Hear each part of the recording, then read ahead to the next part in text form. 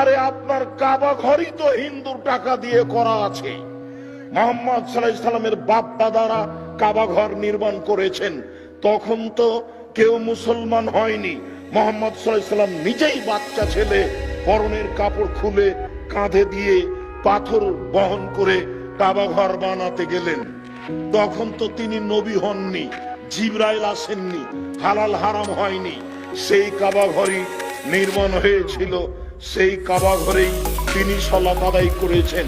অমুসলিম হলেই টাকা হারাম এ কথা নয়। নাউজুবিল্লাহ।